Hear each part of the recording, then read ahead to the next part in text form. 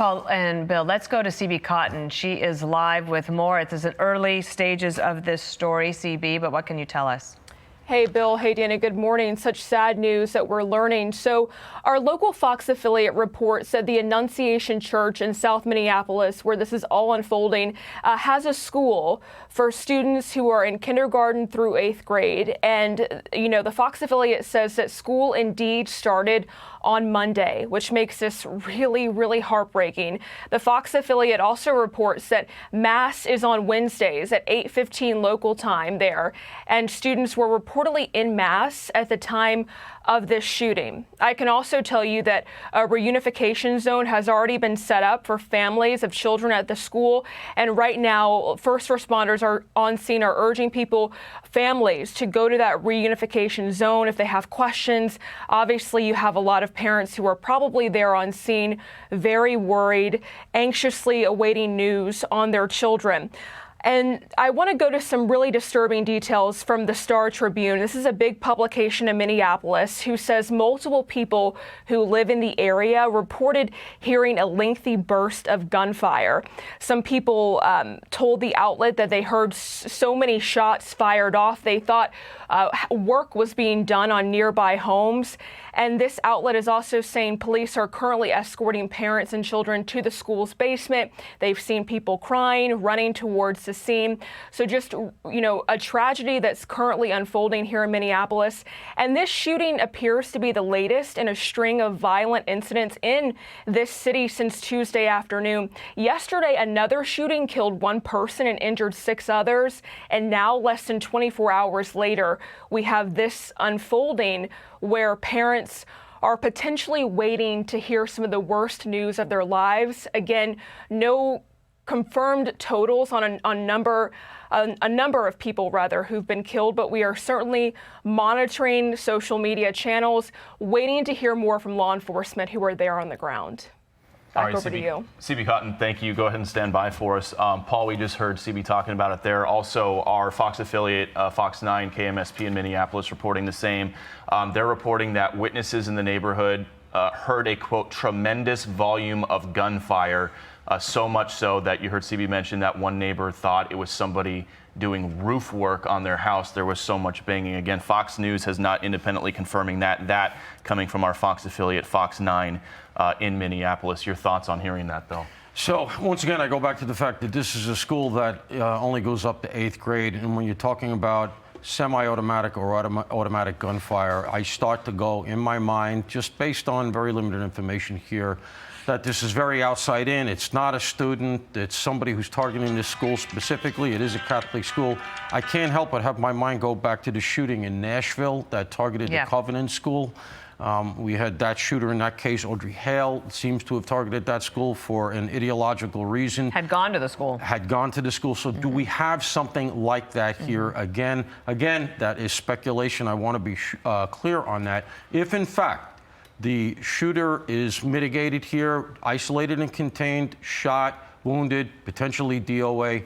What'll happen now is you're morphing into the aftermath. You're morphing into obviously dealing with the families, notifications, setting up grief counseling for the students, things like that. But also, let's remember something else. You got a crime scene. We have this little boy walking out here, being held by his father, maybe an older brother walking along with the mother, and what a traumatic way to start the school year for this community.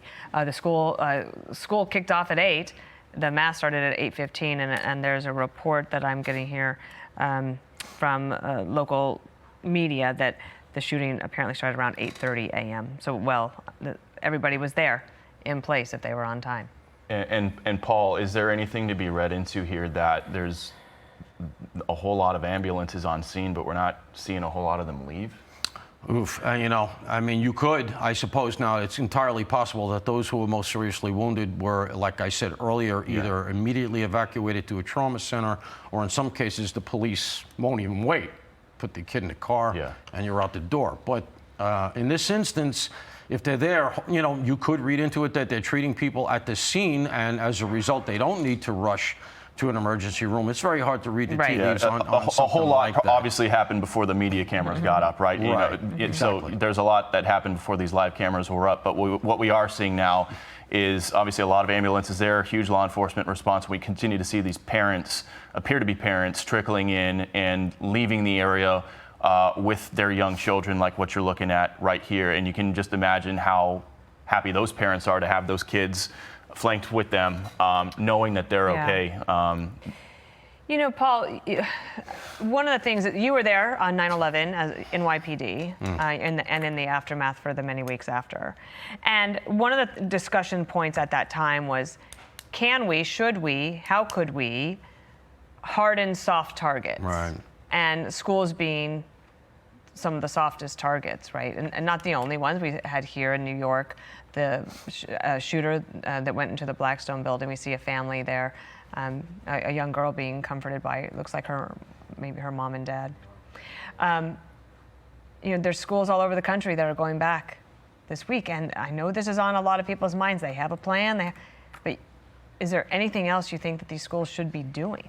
Yeah, I mean, we always go to this talking point, don't we, afterwards, with saying, like, you know, what could have been done? Should there have been a guard there? You know, should there have been an armed guard there? Does that help, or does it create a certain atmosphere? I've been an advocate in the past of the fact that they should consider hiring armed guards in these schools, and they should be ex-cops. Cops, very often, what they miss when they retire, they miss the mission. They want to still be involved. They want to be helpful. They're trained in firearms. They tend to be good with kids because they've had a lot of those kinds of experiences. And here we have, sorry, I just want to show you this video here. Our camera was just able to see, it looks like, sorry, he's obviously trying to study this camera, but a lot of kids now coming out of the school, right? So that's something we were talking about just beforehand. These little ones have been through an ordeal this morning. They are going to need the support of the family and the communities. And I know we have a post from the president. And as we watch this, we're just getting some initial reaction from President Trump posting on Truth Social, quote, "I've been fully briefed on the tragic shooting in Minneapolis, Minnesota. The FBI quickly responded and they are on scene. The White House will continue to monitor this terrible situation. Please join me in praying for everyone involved. FBI Director Kash Patel also posting that the FBI is aware of the reports of the shooting. Their agents are on scene as well. Paul, one of the questions I have as these young people come out with their parents is, will the police want to speak to them? Yeah, I mean, I'm sure they will, and I'm sure they have spoken to many of them. That's what I was going to earlier. You have a crime scene now, and we're not being told that the shooter, we're saying the shooter is contained. We don't know what that quite means, but if the shooter is alive, well, you're going to have a prosecution here.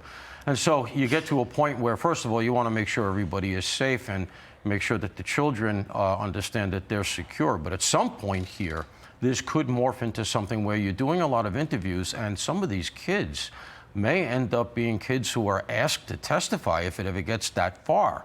Kids can testify under normal circumstances, depending on the age, depending if they understand what's going on. So, of course, I mean, they're very young. Look at this young boy with his mother. That might have been his, you know, that might have been his first year at school, if it's kindergarten through 8th grade. How different is it for law enforcement to respond to these when they're out of school? I remember when I covered Uvalde, a lot of the Texas DPS troopers I talked to, I mean, they'd obviously seen a lot of violence in their careers, but when it involves young kids, it's tough. It escalates things a lot. What's it like for these first responders? I mean, it's tough. You know, the thing that happens is that they think of their own kids. You know, so when they respond to something like this, you know, they're human beings, and of course they're thinking not of their own school years, they're thinking of the school years of their own children. But look, they're going to do what they have to do. They're trained, they understand the equities. Looks like from the atmospherics that I'm seeing, at least from what we can see on camera, this is morphing into the aftermath, and all we can just say is we hope that the victim count is low. Hey everyone, I'm Emily Campagno. Catch me and my co-hosts Harris Faulkner and Kaylee McEnany on Outnumbered every weekday at 12 p.m. Eastern, or set your DVR.